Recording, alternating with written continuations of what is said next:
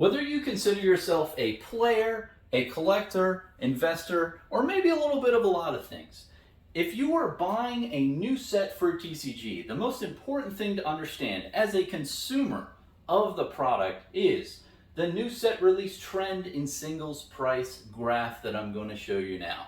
And this does not constitute as any investment advice here. This is a very well-known trend in the TCG industry that tends to play out the same way multiple times over. It varies from set to set, but it usually follows the same concept, and I really want to discuss it here because I know everyone's excited for the new set Uprising.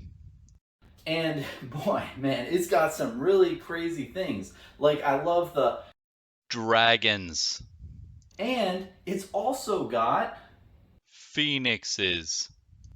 and it's just going to be a great set. But overall, as consumers, we want to make the most educated and well-informed buying experiences to fully grasp the set and really get the cards that we need in with the buying power that we have. And that's what I intend to show you here today. Now, this graph, totally made up. I totally made it out of my head. This is not your normal supply and demand type graph. This is a line graph, and we've got demand in red, which is, it really illustrates how excited and how much money is out there in the current market trying to buy the single cards, not like people singles, like singles as in, these singles right here. So it's the amount of money and dollars out there trying to get new cards. The blue line represents the supply of the product. How much supply or how many of these cards are on the current market, and when you think of supply, it's really the TCG player amount, eBay, any type of online type of place where you can buy cards. That's represented in the supply of cards out there for the new set. Now I want to go through three phases here that's part of this trend that we've seen many times over in the industry through many sets in the past, and it will most likely happen in the new set Uprising. Now, let's get into pre-release. In pre-release, everyone's hyped up, everyone's excited, new artwork, new cards are shown. It is a really great time to really see all the new stuff for a set. So likely, people are gonna get hyped. Demand is gonna go up and up and up, and people are gonna get really hyped and jazzed for it, and there's gonna be a lot of money trying to get the cards. But if we take a second and look at the supply here, it's blue. It's dead. There's no activity, a flat line, which makes sense because no cards are in the market yet. None are on TCG Player or anything else because the single cards are all just in the boxes. They haven't been opened yet. So that really encompasses pre-release season, where the demand of these cards just goes really high up. There's a lot of people who want the cards, but the supply is very low because no one has them yet. Now, let's get into release right here. Now, in release period, you can definitely see demand is still going up because people are trying to get the cards that they need, and they're out there and boxes are first available. So it does peak up here at the 10 mark. And then, and these are represented in just plain old units. There's really no type of mathematical like addition here. This is just a picture of what you can expect. But it then goes down. You'll see it peaks at 10 and then it goes down over a month time for a release period. And you're like, why is that? Well, straightforward. It's people get the cards they need. People open them from boxes, people buy them online, and they complete their sets or they complete their play sets as players, so they have all the playable cards, or investors do the same. So demand decreases as more people just buy the cards they need. Also, near the 1 month period, there's not as much newness. There's not as much like marketing out there. Things have died down on the marketing side. So people are also like looking at other TCGs that have new sets coming out and looking at other areas. So demand overall wanes.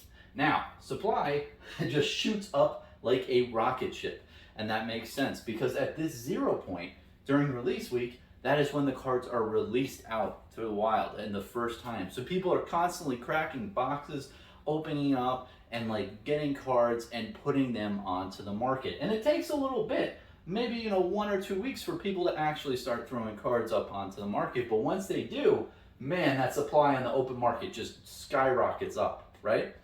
So release week, summarize, demand peaks and then it wanes off, and then supply just shoots up like a rocket ship, okay? But at the first part of it, it's still, the first 2 to 3 weeks right here, you don't really have that much supply out into the market. And that's because maybe people pre-ordered and they haven't gotten their boxes yet, or people didn't go into the local game store to pick them up, or maybe people open the boxes and they like the cards and they want to keep them at first, but later on decide to sell them. There's a lot of different factors to where in the first 3 weeks of the product being open, there's not a lot of supply that gets pushed out to the market.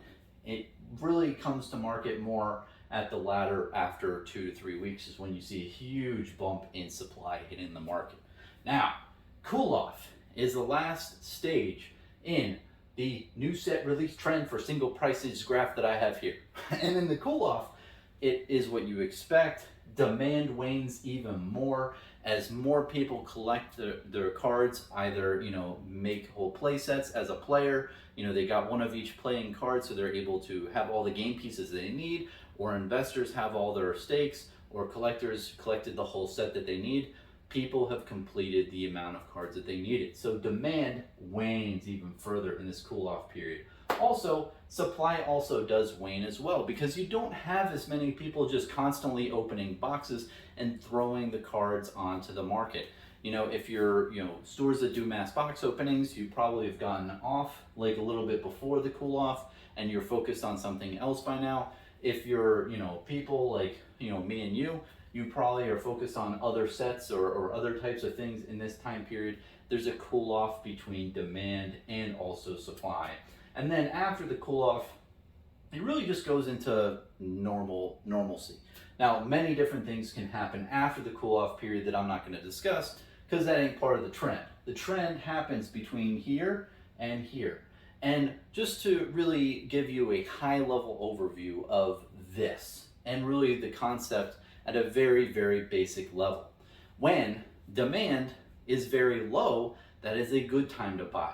When demand is very high, that's a bad time to buy. When supply is very high, that's a good time to buy. When supply is very low, that is a bad time to buy.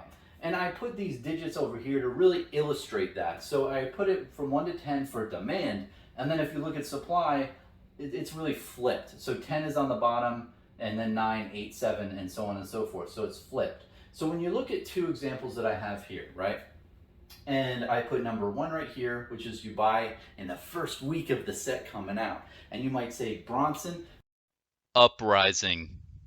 looks amazing. I really want to buy it and crack the packs and get all the stuff I need. So that's the number 1 example here.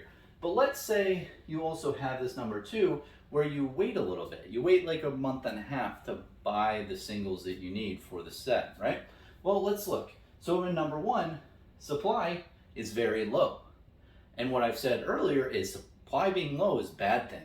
So bad is a 9. Like 9 is high numbers are bad.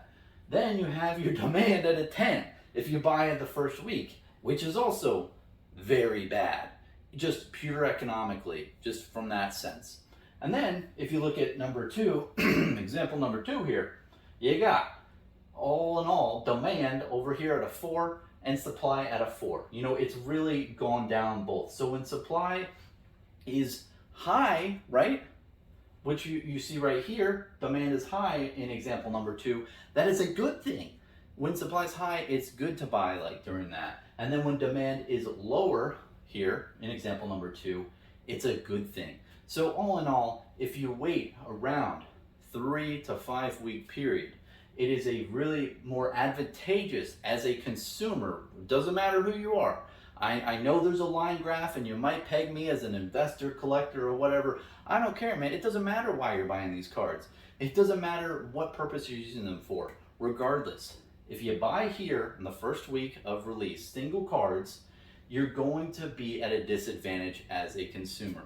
You're going to be buying when the demand is extremely high and the supply is very low. Whereas if you wait 3 to 5 weeks after a set release, any set, including the new set Uprising. Going to have a much easier time buying, and it's going to be very advantageous. So I just wanted to go over this with you here today, and this does not play out in every scenario depending on the type of situation. But even though this is demand and supply, there is a price reduction from here to here. Demand and supply really determine what the price is. When you look at a supply and demand graph, there's the prices in the middle, and the price from here to here drops off around 30 to 40%. And that's industry standard around any set out there that gets released. It's a really well-known trend. So if you see for Uprising. if the price of the cards decreases after 3 to 5 weeks of the set being released, you'll know exactly why it is. It's because of this very well-known trend in the industry that's very beautifully illustrated on this whiteboard. Now, other factors that play into this, right, are world economy. Let's say the crypto market really just skyrockets and people are interested in also collectibles. Collectibles market skyrockets. Well, the demand could be even higher, and that will change this whole type of scenario. You also have the print run totals. If the print run totals are low, the supply right here is going to wane here, and it's not going to be as high in this graph. It might take a longer period of time from 3 to 5 weeks. It might take 6 months or it might take 6 weeks to 8 weeks. You have no idea if the print runs are very low. If the print runs are very high, it could even skew this even more where this line goes all the way up, and it takes an even shorter amount of time for the prices to reduce. So definitely another factor that's not illustrated here that plays into this type of scenario. Also, investor confidence. If investors aren't really on board, well, you won't see as much demand out there in the product if investors are not on board. But if they are confident about the product, you're going to see the amount of supply out there wane because investors are grabbing it up and buying boxes by the hundreds, and you're going to see that play an effect as well. Big time investors have a huge market share for the amount of products that's out there, and it does have a huge effect since some buy hundreds of boxes and store them in warehouses or in their guest bedrooms. So definitely a very important topic to realize. Another thing is strength of the product, and this really goes hand in hand with investor confidence in a normal sense. It's really how cool are the cards, how good are the game pieces. And really, if you look at the new set Uprising. it is really awesome, man. It is fire. It is a great set, and I think people are going to really enjoy it compared to other previous sets that might not have been as strong.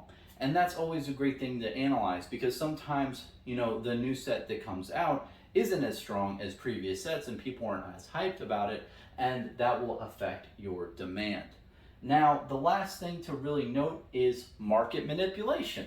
Well, you've got a lot of these investors, and if they get so confident and if their confidence is so high, you could also have market manipulation in effect here. Also, stores can do shady shit. You have also all these other type of players out there with distro and other methods where there is a gray market of market manipulation which restricts the supply. It's very important to note. I would be amiss if I didn't say it, but it's really hard to go really into detail, and that's another video, but just wanted to list it as another factor that plays into effect on this in some cases. But like I said, overall, this is just basic economics of supply and demand, which determines price. And we've seen this play out in many TCGs in the past, and it will most likely occur in the new set Uprising. Now, real world example for you. We have an Everfest booster box. I purchased this box for $80 around this time period, which was fine. This is a sealed product, not singles. Now, I was thinking of opening more boxes and buying more boxes of this set around here. But I thought to myself, wait a minute, remember the trend. So I held off on buying more booster boxes, held my capital until later on, until this time period. Now, what I was able to acquire was very interesting. First off, there are these cards, the trinkets and the amulets.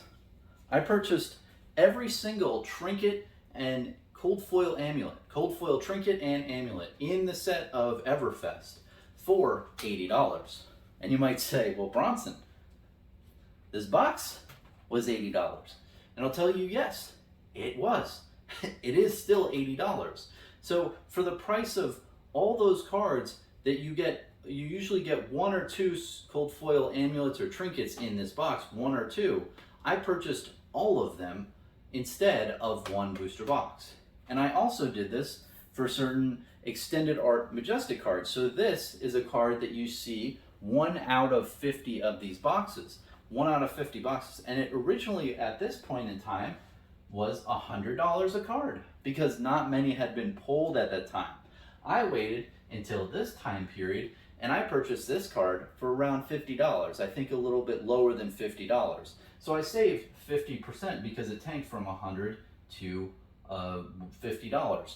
Same with these cold foil trinkets and amulets. Around here, it might have cost me like $150 to buy the whole set of them. But instead, I waited and I bought them here and got them for a much lower price. And this happens with a lot of sets like this, and this is a perfect example. Because at this time period, I know you and I and everyone are really fired up for the new set. Uprising. It looks like a great set and I want to buy as much as I can. But it's really important to realize this and wait until this time period when you have a more advantageous set of rules and logic where demand and supply, where supply is really high and demand is really low, to where you can get the best bang for your buck. So all in all, just wanted to really convey this type of information onto the public because I don't think it's very talked about as much. And you might say, well, Bronson, what happens after this normally? And usually after this cool off period, you have a weird type of period where the sellers out there are used to the prices here. They're like, hey, I remember when that card was $100. I'm not selling it for anything lower than $50 over here. So there's a lot of price memories from the sellers, so they don't really want to budge. And they realize that there's not that many sellers out there anymore because a lot of the sellers around here are, done. They've sold all the cards they needed, so there's not as many sellers for the set here and going forward. So it really kind of normalizes out for the most part in most sets. So overall, all in all, the best time as a buyer, to buy singles for a new set of a TCG is usually around this cool off time period of 3 to 5 weeks after a new set is released out into the market. So hope this was interesting to you. Let me know if you have any comments or questions, and thanks for watching, man.